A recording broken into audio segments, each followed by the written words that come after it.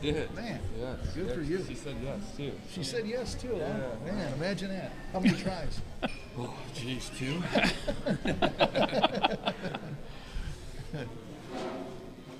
No, it was good. We went out to Colorado, so. Oh, sweet. Get you set up. Yeah, so I can be here. We're hearing that. Hello. Yeah, probably. You're That should probably just be good. handheld. A, B, C, D, E, F, G, I like beer. Not that you got a one-track mind there, Mike, or anything. Sorry you had to sit by Cody, Scott. I'm going to have to get between you guys, I think.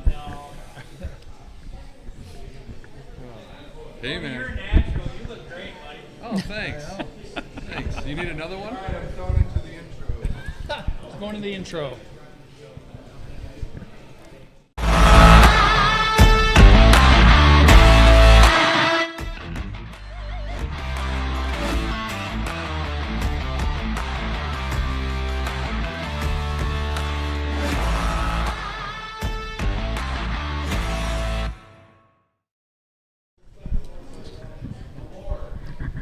And good evening, everyone. Jon Russell, along with Mike Taylor, Scott DeCamp, and a special guest, Cody Kater, has braved the elements to come here tonight. We're at, of course, North Grove Brewers, VanDyk Mortgage, and Shepherd & Shepherd also co-sponsoring the event tonight. Great to have everybody here, and we're looking forward to a lively hour. First of all, we got to welcome Scott DeCamp to the panel here. Finally, got off of vacation, huh? That's right.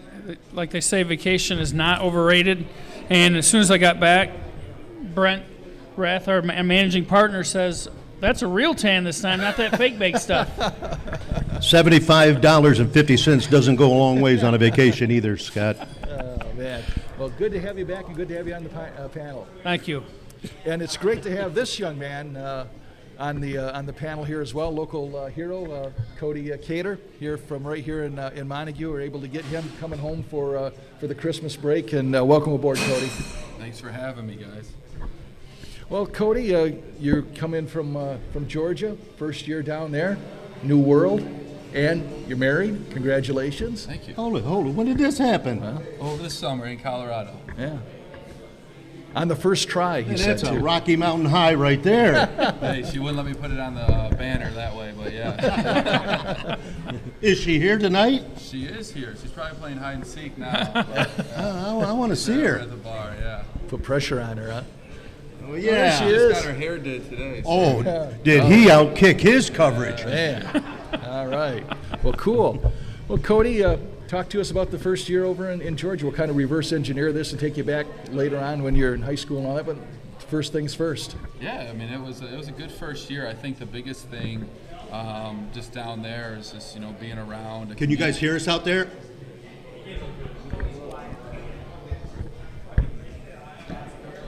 You could. Brent's going to do his job. All right. Yeah, I think the biggest thing is being down there is just seeing the resources that are available for high school football. I think a lot of people are contributing throughout the community, and I think that's the biggest piece going down there and seeing all of it. It's really important. Friday nights are our show. There's a lot of people who are involved, so. But other than that, I think football's football. I think as you guys as we grind throughout the season, we forget the amount of athletes are down there. The 4 stars and the 5 stars and all of the just the pieces of the SEC country that you sometimes forget. But just because you're worried about the X's and O's, and you're worried about going against certain personnels and making sure that you're prepared going on Friday nights. But it was a lot of fun. I mean, we had a kid just commit to Tennessee, and now he's even up there. So I mean, just being a part of that culture and seeing it firsthand was something that I'll take on for a really long time, and hopefully we can kind of piggyback some of this stuff and start growing from the foundation that we laid this past season. When we talk, what was the culture like down there in terms of, did you go to a winning program that was used to winning, that sort of a thing? Yeah, I think everywhere down there, if you talk to the community, they expect you to, have 10, 11 game win seasons every year, but I think they've had 5, throughout their entire time. But they've had some really good seasons, and we're trying to rebuild a culture, I think, there.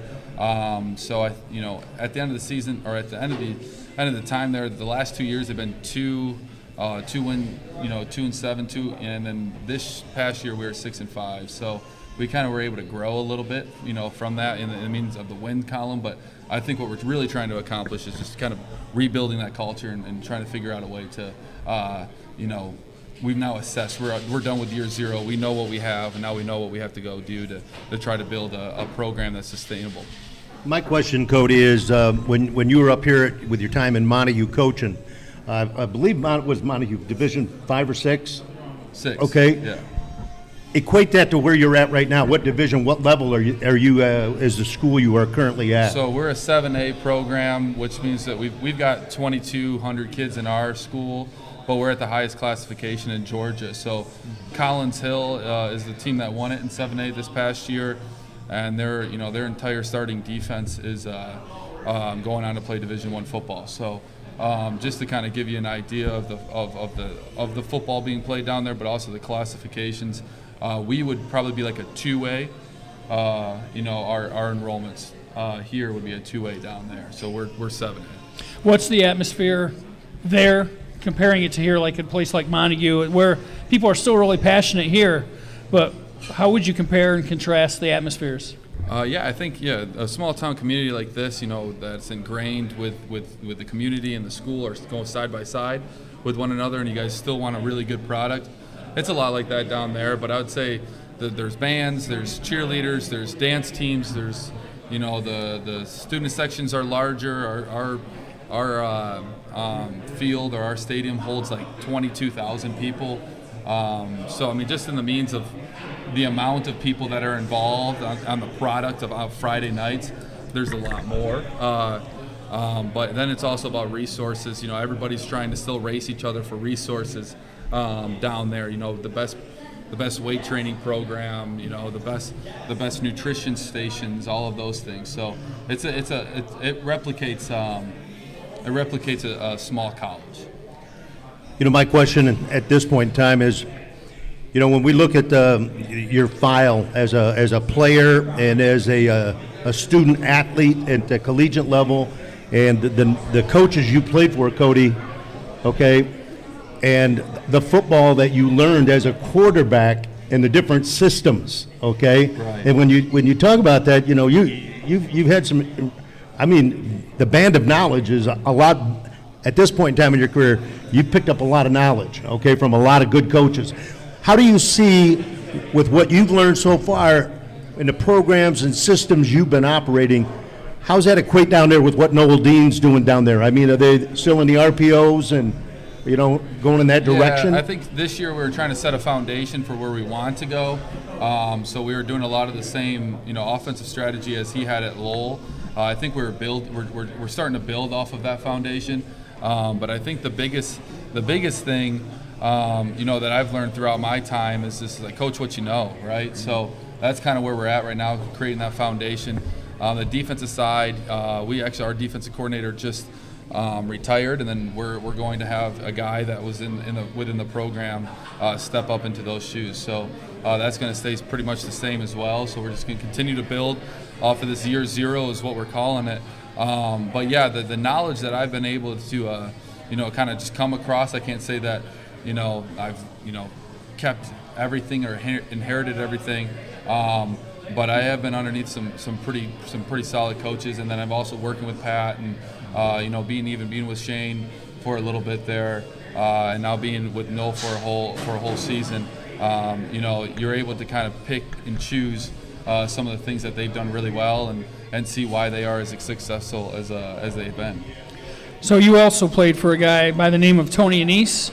Right. Guys had a little bit of success. Yes, Did you get to watch Ferris's game? And I mean, how much do you pick up from a guy like that? And I mean, I'm guessing you're not at all surprised to see what he's done and what they just accomplished, right? No, his culture that he's able to create everywhere is really solid in the means of love, right? So their foundation is love, and he really does care for his family.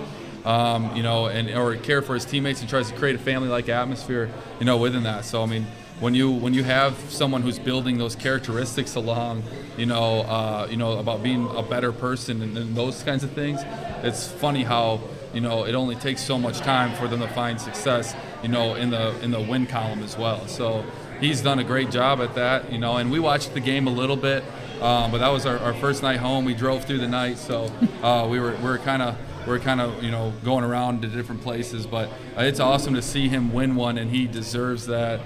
Ferris deserves that, and people should, take recognition to the things that he's done, because, we were able to go 11-0 when I was at GRCC with him, and it wasn't, it wasn't a surprise to the people in the locker room, that's for sure. Just like it's probably not a surprise to a lot of his players who came from Ferris, because of the type of coach that he is.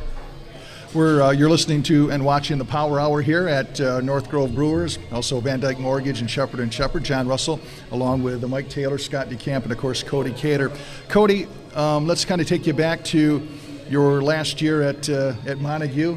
Talk about going out guns a-blazing, state championship. You've been an assistant coach there for several years.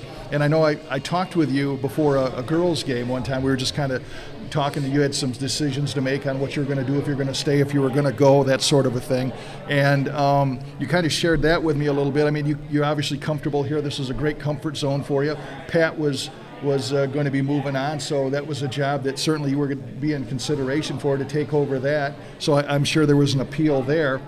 But was there also a thing of just wanting to spread your wings and, while you're still young, take a chance and see where you wanted to be? Yeah, and I think a lot of the part of that is the live-in piece, right? I mean, I think a lot of people get caught up in the resume builds and certain going to certain schools and doing things where, people from the outside of, point of view who think they know you, they want to do something along those lines, and he should be probably doing that.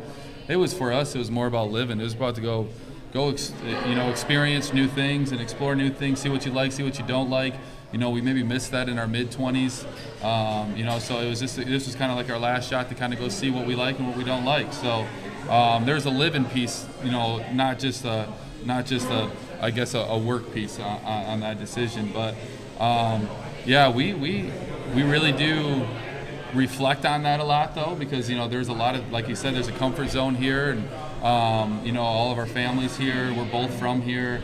But it just kind of came down to, hey, this is our last, kind of maybe our opportunity, because the next stop that we do make, it's going to be for roots. We're going to try to plant our garden and see what we can create. So the next stop after this one is that. So we're just in that kind of transition mode, and it was a good year with the girls basketball. I was with that group for 5 years. And kind of saw them come up as 8th graders, and then the football was the same way. I was with that group for 5 years, 6 years, and it was one of those things where it was kind of a transition year. What do we want to go do and experience, and do we always want to be in the same spot and tell the same stories over and over and over? We started, Cody, a rumor last week that this was going to be your final year of coaching football, and you were going to take up coaching basketball for a living again and forget about football. I think I've retired from basketball for sure. I can help out, but I'd love to get up and down the court again. But I think I've retired from that. You've got a couple of former players sitting in the audience down there. They're not even paying attention right now. That's okay. Is that normal for them? They didn't in the huddle either. Hey, Cody, they didn't in the huddle. They didn't listen to you in the huddle either. No, they didn't. Right. That's why we try to not set up so many plays for either of those girls out there. Talk about let's go back to those high school. Well, let's go even pre-high school. Growing up as a young man here in Montague, obviously you're a multi-sport athlete. I mean, obviously basketball and football was a part of your life. What all sports did you play growing up? Everything. I think that was the biggest piece of me. I grew up with two brothers. One was 10 years and one was 7 years older. So I grew up where I wanted to go everywhere they were going. If they were going to township, if they were going different places to play basketball, to do, play volleyball, whatever it was, I really wanted to be around them. I think that was the biggest piece, and and I learned to compete, because of that. But I was a baseball, football, basketball guy. I competed in all of them. We had some really, really fun times because we were traveling so much. I think I went on one family vacation my entire life, and that was at Disney World, but everything else revolved around sports. Going to Indiana, going to Ohio, staying in Michigan, doing all those things is always around sports. And it was, I think that's how it's supposed to be, Looking back on my time, it was, how many people can we fit in the van to go play a sport? And I think just that was a great time. So, yeah, those are the 3 sports that we played in. But, yeah, we found a lot of success early on in all 3 of them, and I think that's what kind of keeps you hungry as you're moving forward. Having older brothers, like you said, like that, do they cut you any slack, or was that part of your development? I think they took it easy on me, but I definitely remember my friends winning everything when I started to get a little bit confident. And, they would come in and they would probably tag team a little bit and make sure that, I wasn't going to feel comfortable for too long. So, but I remember we just brought my nephew out to that boys basketball game on Tuesday, or my 2 nephews, and it was just one of those things like, hey, sit and watch, and that's something that I learned at a young age.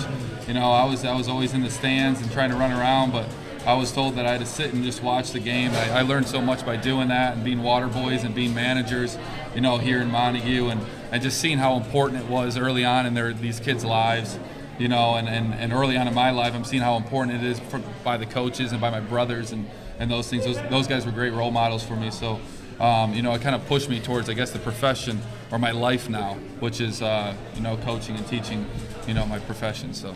Now, the question I've been waiting to ask is, Montague's got 3 state championship teams, 08, 09, 2020. Which one's the best and why? Okay, this is a tough one, man. I got to be biased, obviously. I think the 2020 team is a great team. Obviously, to be able to go through the things that they had to go through just shows you their character, and I know that we didn't have 5 coaches in the program that were coaching their sons, in 09. So I think that gives us a heads up, a point that we're kind of doing it ourselves. We weren't living with head coaches and getting more extra film in. But I think the 08 team doesn't get a ton of acknowledgement just because they had that one loss. And that 08 team had to overcome some stuff too, like being in the semifinals for 4 years or 3 years in a row, and then finally kind of getting over the hump. So I think all of those teams were obviously pretty good around here. I have 3 rings to prove it, but I'm going to have to go with the 09 team just because there wasn't really anyone that could touch us. And if you were to compare across the table, we didn't maybe have as many resources as the 2020 team did in the means of just weight training and coaching staffs and film work and all of those things. So I have to be biased and go with the 09 team, but it's hard not to go with that team. That you're going to have to put up some good numbers. That ought to get you some text tonight. Yeah, right. I'd also say too, though, that there's probably some great teams that didn't win a state title, and just because you don't win a state title doesn't mean you don't have a great team, and I'm sure you can speak to that too. Oh, 100%. I think the 09 team, if we would have had any trouble with any Montague team that went through, would probably be the 05 team. That 05 team was solid, but the thing with them was that we could run sideline to sideline, but they got their hands on you. They're the old school Montague teams that were gonna hurt you. They're trying to hurt you. So that we've always talked about that with the 05 team is always the one that's kind of, they lost to Oak Ridge too that year, but I think Oak Ridge won a state championship that year as well. So I think that just shows the tradition. But other than that, and I wouldn't want to go against 02. Because that was my brother, and if he got his hands on me, he might crush me. So, yeah. And it didn't even have to be in the game. Yeah. Oh no, I could be the water boy over there. Head hunting. And kind of to tie bar on that a little bit is I remember covering those years before the state championship years, and just being a part of playing with those guys or guys that played with those guys, that whole, we used to call them the road warriors because you never had enough games where you were home to host a game and you would go every direction. I remember talking to Pat Collins, and you literally went north one year, you went south the other year, went east. I said, well, at least you can't go west or you'll be in Wisconsin or the lake. Right. How much did that togetherness or that chemistry from those teams lead on over to what eventually became those championship teams? Right, and well, just with the road warrior mentality, but also I think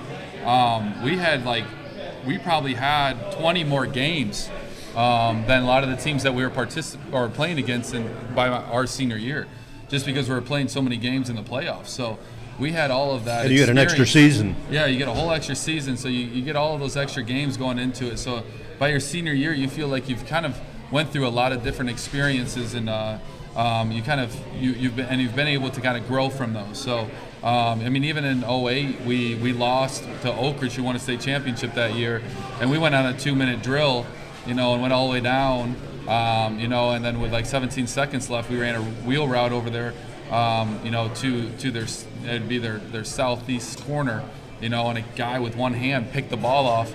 And we thought that, this is how it goes at Montague. We're not going to be able to win a state championship again because we just lost to Oak Ridge. So, that resiliency to overcome that and just make that push. And then finally, some things went our way that what would have been the semifinals against Saginaw Novell. Some things went our way, and we were able to kind of get that victory and get to Ford Field. So we finally felt like we were onto something. But just those extra games really help. Those experiences really help. And again, I think when you go against another team who doesn't have that experience, you feel pretty confident.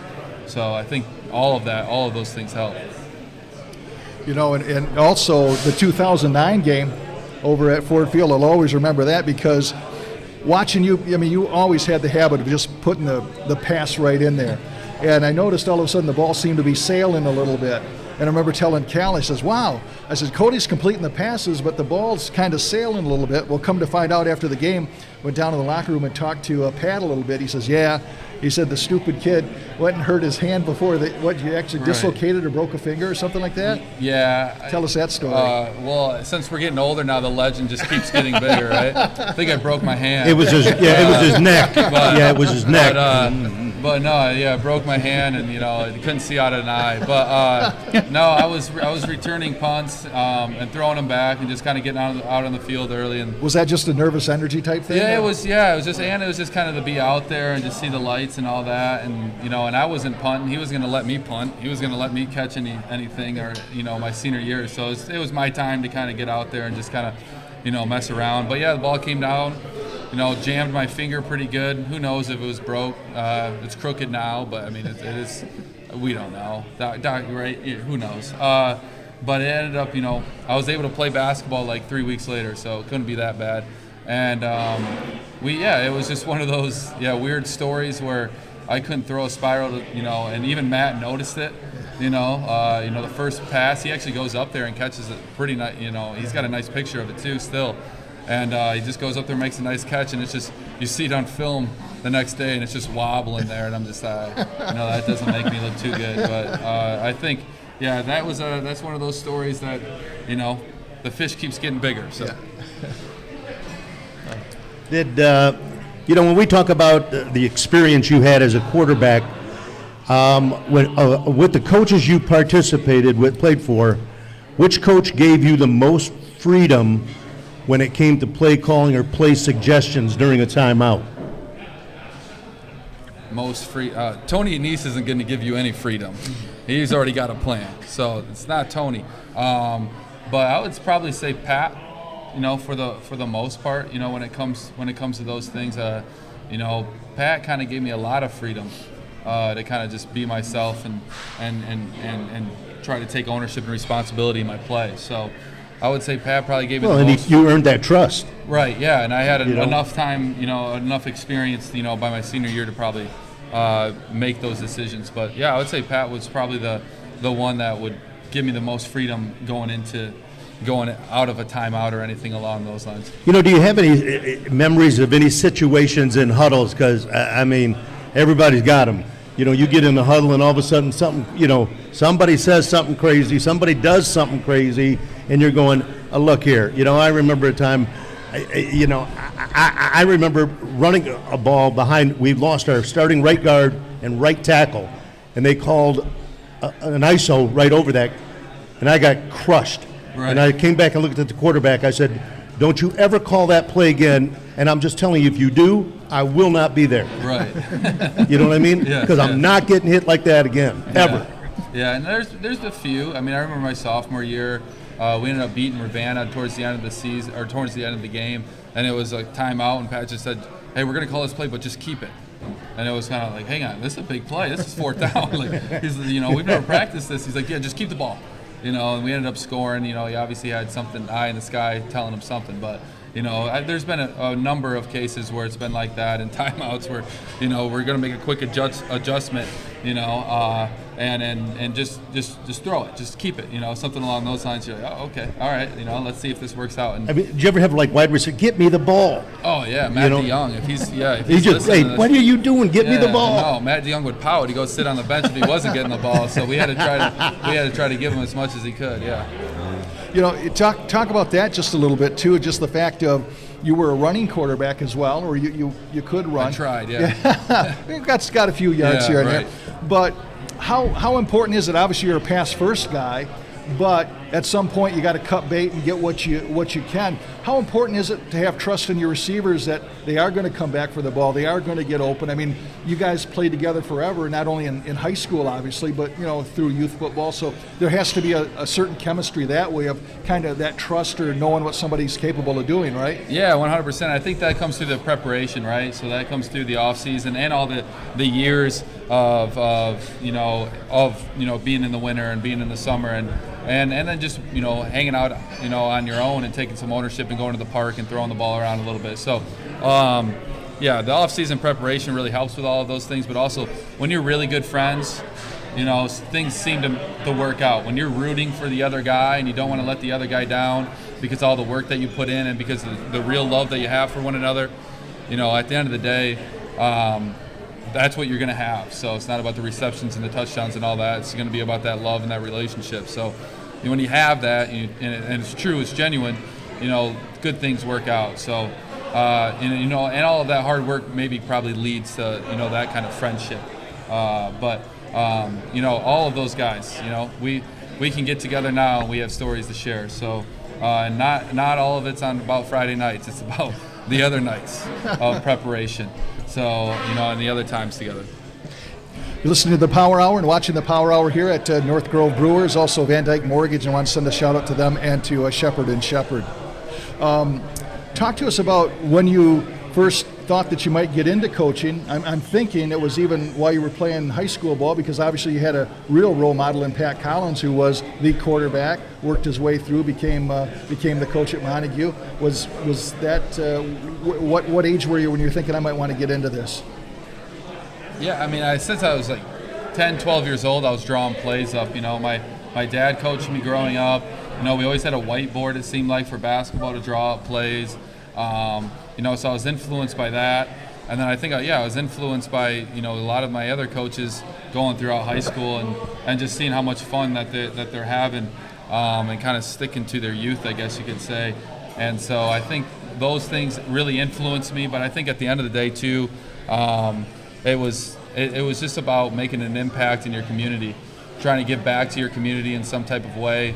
And there's, I'm not probably very good at remodeling or anything along those lines with homes or finances or anything along those lines. So what my platform would probably be, academics and, and athletics. So this is kind of my platform to be able to kind of give back to the community. Is it with you, is it more about competition versus the sport? I mean, you just like to compete. Right, yeah, I think that's It didn't matter what sport it was. Yeah, and that sometimes can hurt me too, the competition piece, just driving yourself, because you're hungry for a certain, to achieve a certain goal or, one of those things, like if my wife walks on the treadmill for 30 minutes, I've got to walk on it for 31 minutes, so it's kind of hurts me in other aspects of my life, but that competition piece has always been Yeah, something. let me get this straight. He's going to wash one more dish than you. No. I just want to make sure I know where we're going with this. You spun that well. I don't know if we should be on the mic together. I saw her turn and talk to a few people. I'm going, oh, I know where that one's Yeah, going. right. So I think, it can hurt me in other aspects of my life, other friendships and those things, but that competition is huge for me. You know, when I used to go out recruiting and talking to high school kids, you know, the one question I always ask them, Cody, is I'd say to these kids, you know, they're high school kids, do you want to win or do you hate to lose? Right. What fuels you? Right. How would you answer that? I want to win. It's not my fear of losing. It's, you know, your fear of not doing your best or putting the prep in to do your best.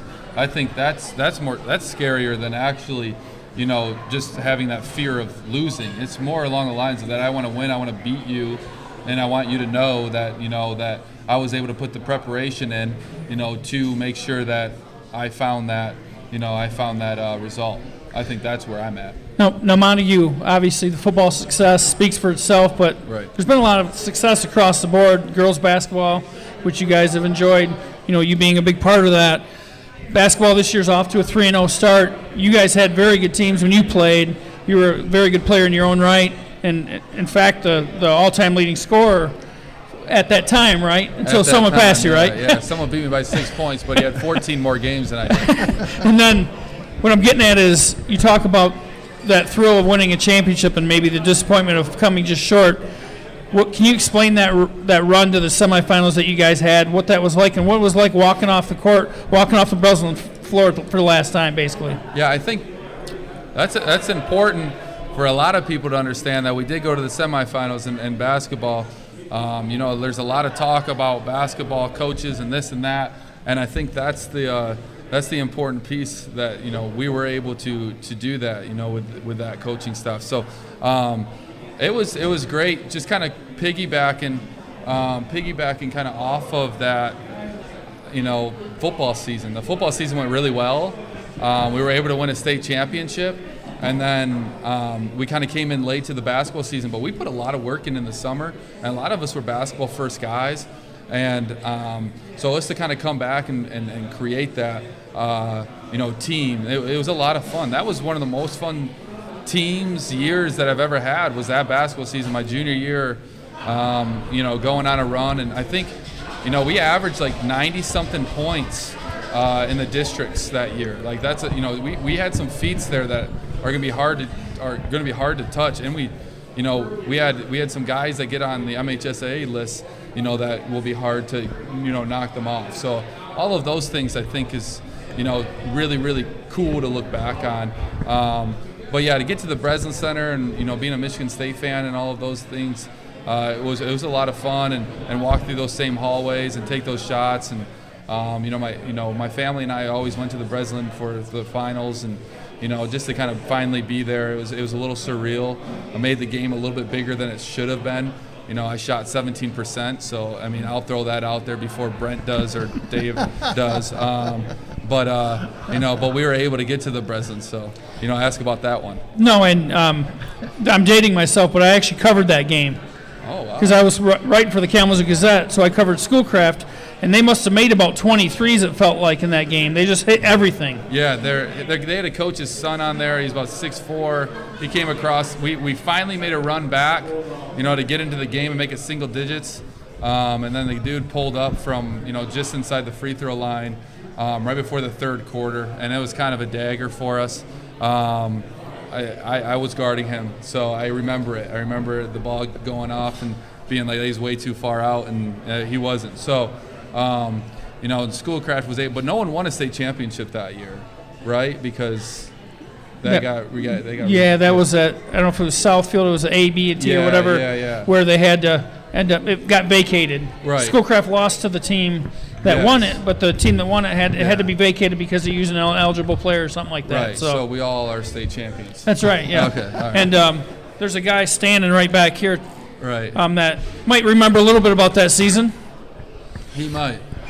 I tell you, He was a young buck back then too. Billy D's got the microphone. If you Go have, ahead. Yeah, give us a story. you have a question, Give looks us like, the true version. Looks like Dave Osborne's got the microphone, the varsity basketball coach. Thanks for coming, Dave. Aren't you happy now? Yeah. It's work. Is it okay? What, you had a question for me? That's enough. Thank you. That's good.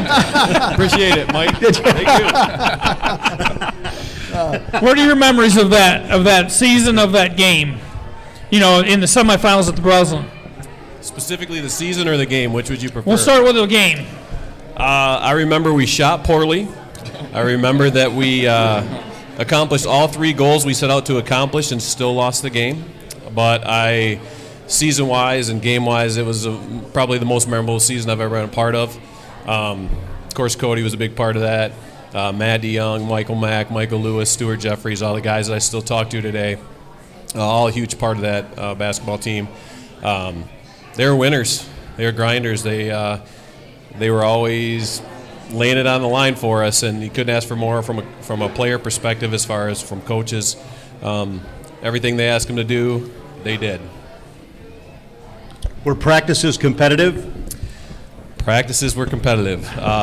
We would try to split them up so the teams were somewhat fair, where Matt and Cody weren't always on the same team, and Michael were on separate teams, and sometimes we had to throttle back and get into some free throws or something because it was getting bloody.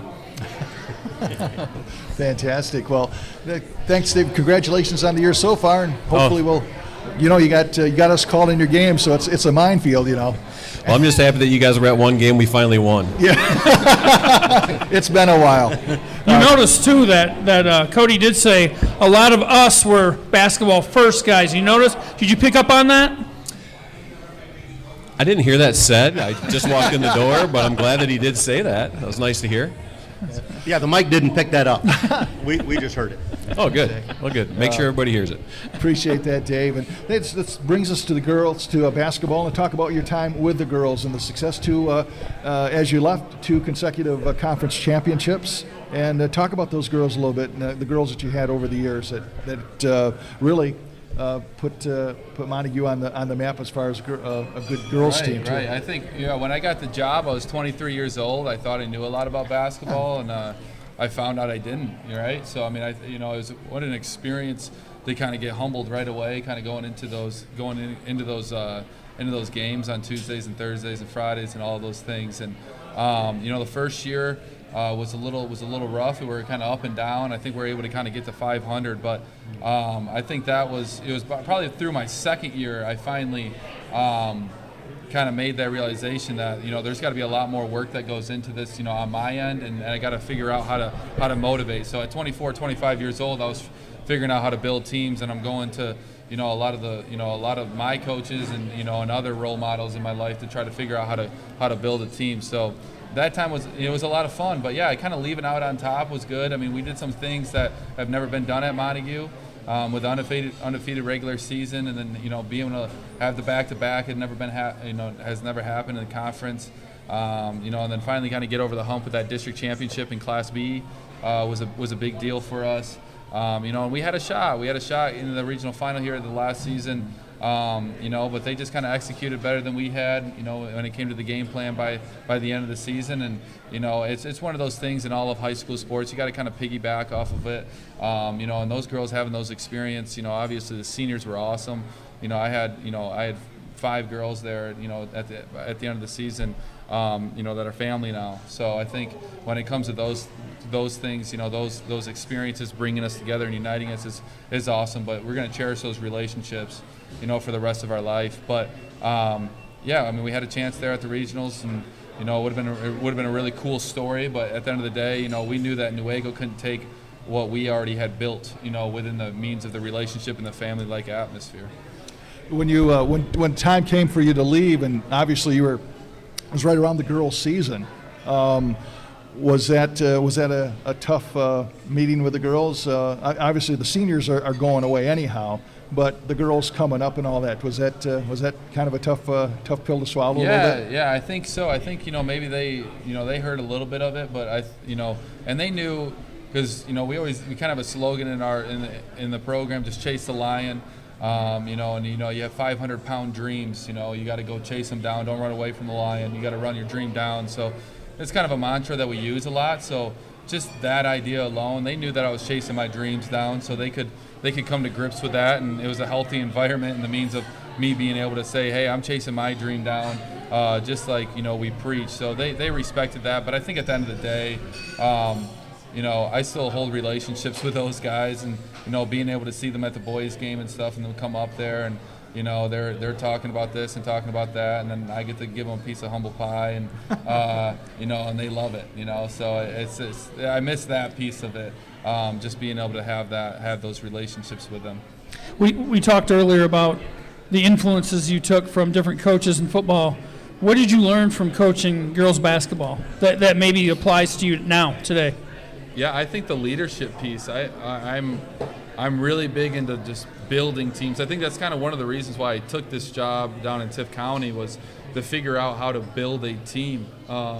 You know, just in the means of just characteristics that they own, and how does the coach, you know, have certain organization, and how does the coach understand how to, you know, get through adversity and those kinds of things. So that was one of those things that I had to learn on my own and build, but then I also kind of wanted to learn through Pat and Noel that how do they do it as well, because I think they're obviously, you know, their record speaks for themselves. You know, they're able to compete at a high level year in and year out. But I do think, yeah, the girls basketball piece really helped me build, you know, teams by learning through how to lead, but also learning how to connect with a lot of different types of kids, right? You know, when we grew up, we were very sports oriented, and we were pretty confident in our abilities. So, you know, we just went out there and did it, type of thing. And it was one of those things where maybe the kids that don't need that and need a little bit, or don't have that and need a little bit more of a push, I had to figure out a way to connect with those kids and push them to play a little bit harder. As alluded, sorry, one more thing. Sorry, Mike. Didn't mean to take your mic. Hurry up. So, as alluded earlier, you have a couple former players in the audience. I don't know if either of them would be willing to share some great Cody Kater stories or not, or if they're just going to kind of, I don't know. What do you guys think? They're usually pretty shy. Though I don't think they're sharing any stories. There's 3 of them. Obviously, now, people yeah. are being paid off here tonight. The statute of limitations. We need the mic, yeah, let's go. I have Brickell Osborne here. She wants to share a story. I don't know any Let's stories. hear it. You don't know any stories? What story? Do your funniest impression This of could be Cody a as a train coach. wreck. Oh gosh. Some saying, something that he did. Everybody's looking at you, Everyone's gonna bail you out. Okay, I don't know. This isn't like a story, but like when you were talking about like what coaches like influenced his whatever on like teaching girls or whatever, nobody prepared him coaching girls except for us, because he had no idea what he was doing our freshman year. Hear this? This is a joke. There's a nice vote of confidence. It's true. But he was good. He was good. Freshman year, sophomore year, and then junior year was like, I think where it like skyrocketed. We all kind of, that's where the bonding happened and whatever, but I think that's where we really taught him some lessons and stuff like that. But I must started getting the ball more her junior year. So you can hear that narrative. Good job. Exactly. Yeah. Great story. Okay, Mike, you can have the mic Well, now. you got the floor, You Mike. know, when I remember when I first saw Cody, you know, I'm like, okay, this is an interesting human being right here, because he was supporting 27 pounds of hair, okay? And I'm like, I like this. You know, I relate to this guy. And I want to know, at that point in time in your life, you know, the statement you were trying to make, and you had fun with that hair, didn't you? Yeah, it got more publicity than I wanted. I'm going to tell you, but it did. Some good, maybe some bad by the opponents. Right. But your identity, I mean, it was well known, man. That's Cody right my there. senior year, I think I was taking a nap in my room after practice or something, and it was the night before the state championship game, and my mom told me to turn the TV on because I guess I got off the bus and my hair was all over the place, and they said I looked like Big Bird. So they had a picture of me on WZZM, and then they had a picture of Big Bird right next to it. I'm like, man, what is this? You're supposed to be encouraging student athletes, not making fun of them. But, we talk about athletes, and Cody's learning this because he's fairly young in his career. I mean, he's getting experience. When you look back as a player and now as a coach, what superstitions did you have as a player? I mean, do you have anything like, okay, I got to dress this way, I'm wearing these socks, this one goes on first, I'm wearing this T-shirt, I'm having this meal? Was there anything, a ritual or a superstition that you had that going, okay, I'm not changing up? We're diving deep. All right.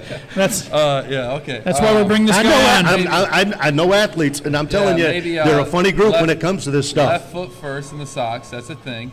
Left foot first. Yep. Yeah. And then football or basketball, if it was a bad first half, you got to go wash your hands. You got to wash your hands and get that out. Yeah, you got to wash that out, and you got to move on to the second half. Those are the only two that I would say that I had. I didn't want, once you have a superstition, it owns you. So you don't want to create too many of those. How about a pregame meal? Any kind of food that you would put in your system or didn't want in your system? Maybe for basketball, it was cereal of some sort. Football.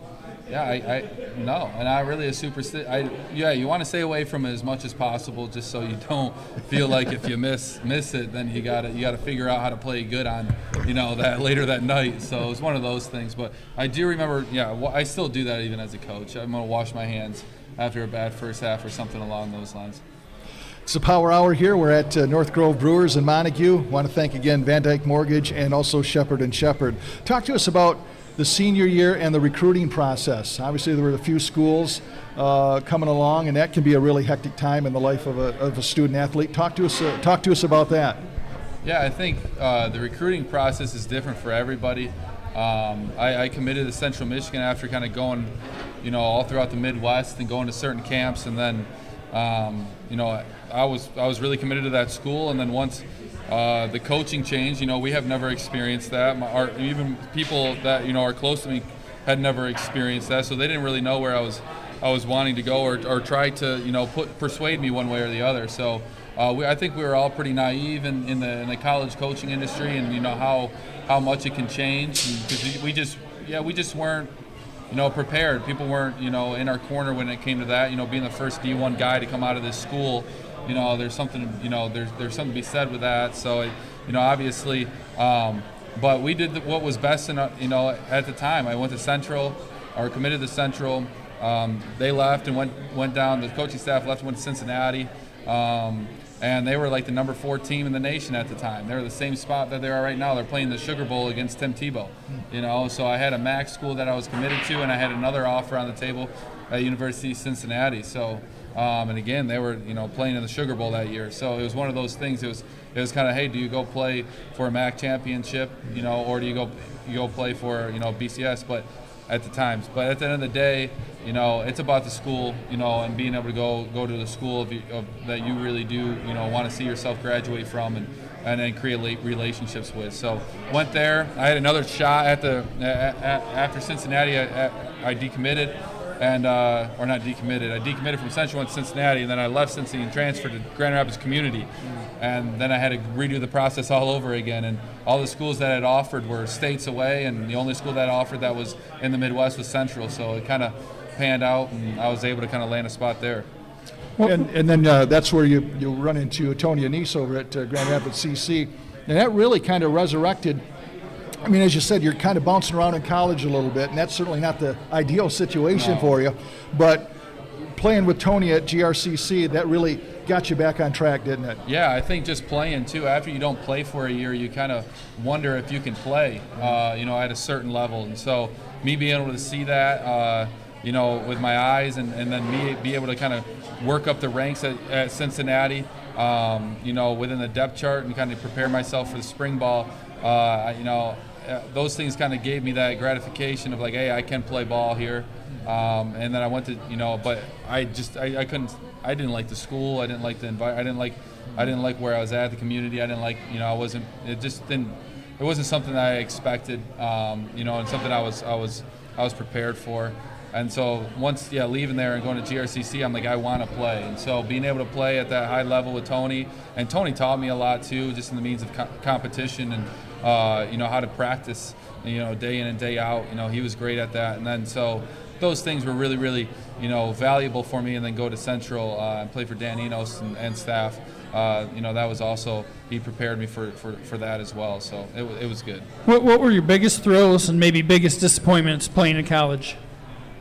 It's a job. I think a lot of people don't think that. They just kind of go through the motions and they get everything that they want. But you're going to put in 60 hours a week, especially in season. Trying to prepare for a game on a Saturday. So I think that's, I wouldn't say it's a disappointment, but it's definitely it's a wake-up call for sure for a lot of people. How much you really do love the sport. But I think some of the thrills, I still remember running out for the first game at Cincinnati. That was really cool, with the band and, with the student section and all that. I remember, obviously playing at the big house, warming up for that and playing in that game and kind of seeing that place packed. You completed your first pass in that game too. Right. I was two for 6 with 2 drops, but it was, I wasn't able to. I probably wasn't. I wasn't able to play that one out, obviously, but I think that's obviously a disappointment. But yeah, those thrills are kind of being a part of those environments. But I think the biggest thrill, looking back at it, is the relationships that I built, with some of my teammates. I had teammates. I came home on the 18th of the morning of the 18th, and I had teammates that were at Central Michigan that were already over here by that night just to hang out and kind of catch up. So I'd say that's the biggest thrill out of all of it. On a related note, talking about college, and you look at name, image, and likeness going on now. It's all over the college game. It's impacting the high school game. How much do you guys see it in Georgia? How much are you noticing it just in the way it's changed things even from the time you played in college to the way things are now? Oh, it's much different. And down there it's different. Down there there's a lot of resources at hand for a lot of different student athletes who are 17, 18 years old, going to a university, and I think it does impact where you want to go to school. I think Dabo said it pretty well. It's not about education anymore at this point. So I think that's a frustrating piece, but at the same time, these guys who are going to the school of their dreams and getting paid for it, is something that should have been done a long time ago, just in the means of business. And so I think I don't mind it. It's the name of the game, and they create the rules, and everybody else has got to figure out how to play by them. And you were like, where was I when I was playing? Yeah, right. Yeah, I would have loved some extra cash there, just like any other college student. Waiting for that refund check to drop was sometimes anxiety driven. Do I send this text to mom and dad, for some more money, or do I just wait one more week and see if it comes? So yes. It's obvious that you are involved now in a career that you have a passion for, and with athletics, but I guess I'm going to propose this question to the audience out there, so get your thinking cap on for a minute. 20 years from now, they're going to come out with a Cody Kater movie about his life story. Who's going to play Cody in the movie? Will Ferrell. Who's got the mic? Who's playing Cody in the Cody movie? Yeah, when they come out with there's a Cody Kater movie coming out. Yeah. Who's going to be the Cody? Who's going to play the part of Cody? Easy, buddy.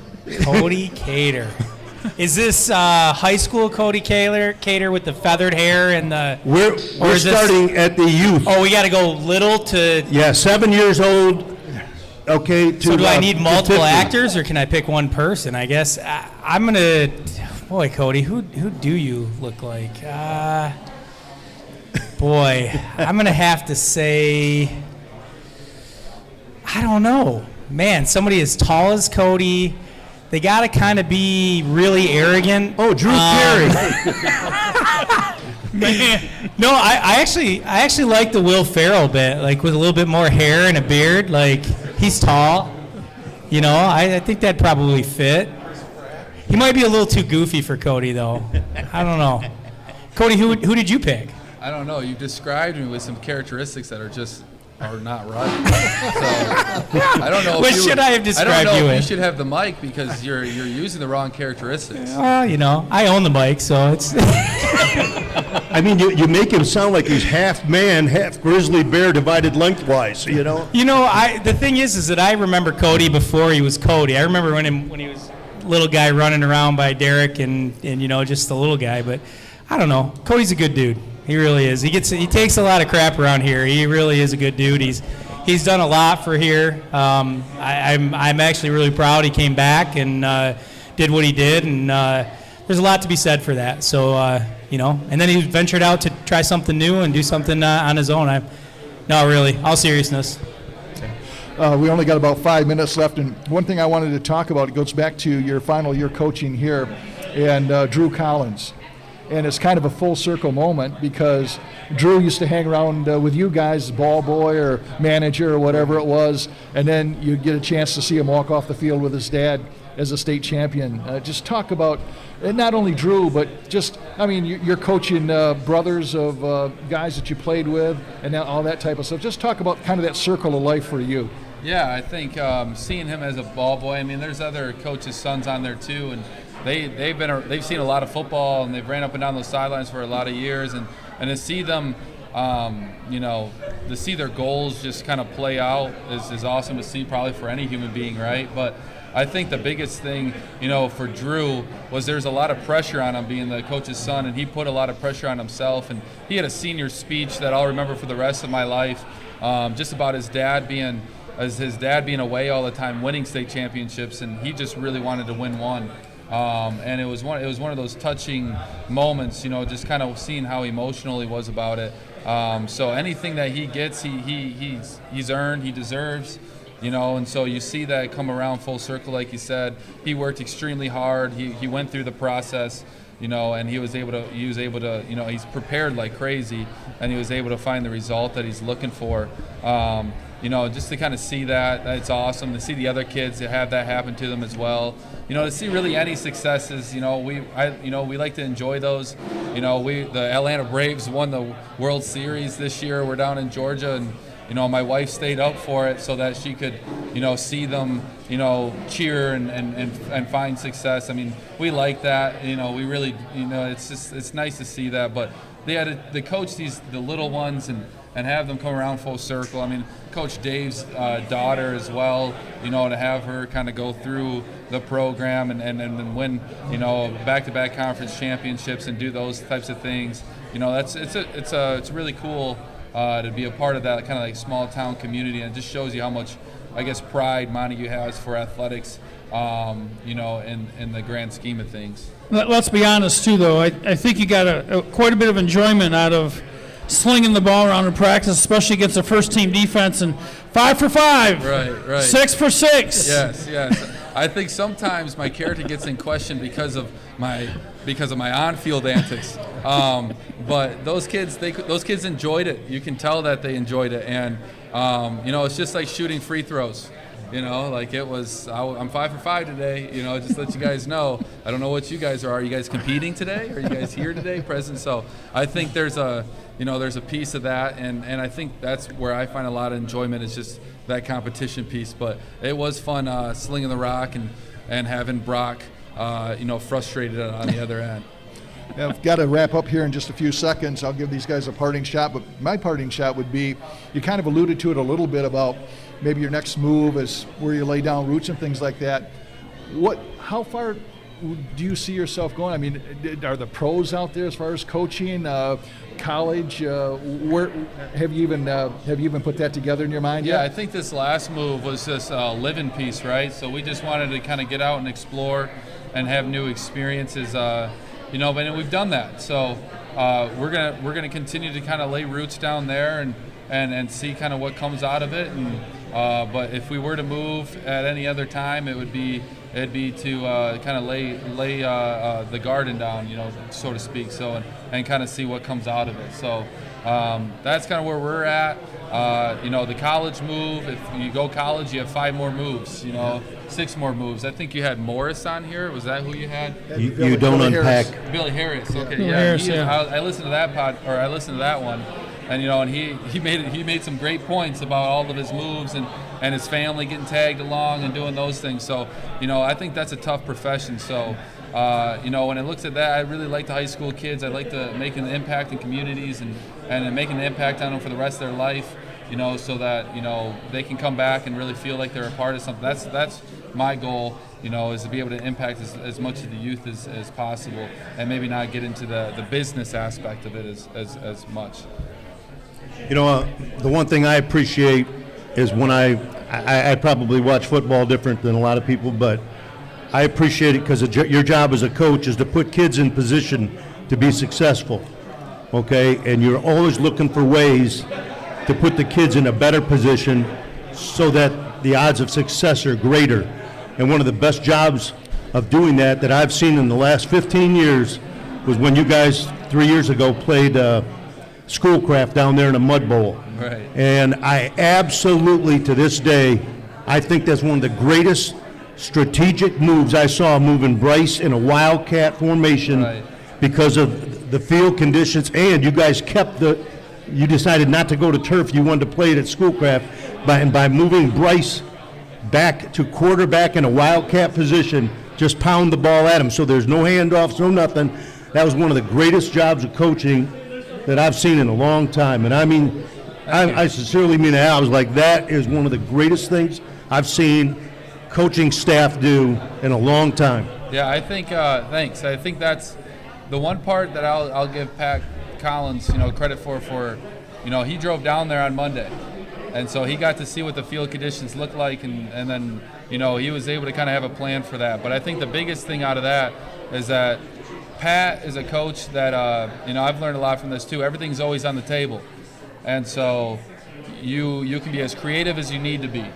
And so, after her learning about those field conditions, we got pretty creative when we got to the whiteboard, and it was an all hands on deck type of deal there, and we were able to run inside zone and keep Drew to the backside, and we had some other, little gimmicks in our back pocket that we're able to call it at the right times. But that's something, like I said, that I learned that, to be truly creative, everything's always on the table, but it's got to make sense. And so that was, that was a fun game and a fun memory for the rest of ever. Parting shot, Scott? Yeah, just I'm going to piggyback off what Brent Rath was saying about, I know he likes to kind of bust your chops a little bit, right. But I kind of like to just commend you for having the courage to make that move to go to Georgia when you had, such, a great spot here at Montague, and, kind of maybe viewed by many as the successor, the next guy in line, and then taking that chance, maybe looking at Muskegon, but then going to Georgia, but also just coming back and kind of giving back, I guess, to not just your community, but to the youth and just to the game. So great job on that. Yeah, thanks. I mean, I think that's the platform that I was given. So that's just one of those things where, this has now turned into a passion of mine. And I'm one of the lucky ones that know what they want to do, for the rest of their life and kind of where they want to go. And I think sometimes, people, kind of go from job to job and, they don't really truly know what they want to do. And I got lucky, with that, probably because of my environment that I was brought up in. But I think that's, it's been a lot of fun to be able to have that platform. But I also like what you guys are doing as well. I mean, this is, like I said, I'm listening down in Tifton, Georgia, on the treadmill and those kinds of things, and still reading stories and all of that. So I'm glad that you guys were able to bring this back, and, you guys are obviously killing it. It's only going to get better and grow and do all those things. So just as long as you didn't say you pick us up when you're getting ready to take a nap. Right.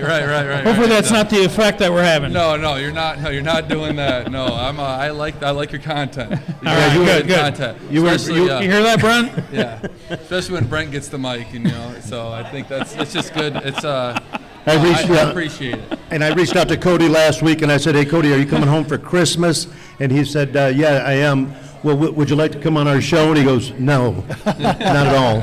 I'm only going to be here a week and a half." Right. Well, Code, want to thank you. But it's amazing what money can do. It is. I want to thank you for spending some time with us, Cody. Always a pleasure seeing you. And good things to you, okay? Cool. Thank you for Take care. Thank you for having me, guys. Good You job. bet. Good job. That's going Thanks. to do it for us here in the Power Hour. We want to thank, of course, North Grove Brewers, VanDyk Mortgage, Shepherd and Shepherd, all you fine folks for coming in there. Christmas. Merry Christmas. And thanks to Billy D, the producer extraordinaire, for keeping us online. Have yourself a Merry Christmas, everybody, and we'll see you next week. Cody Kater.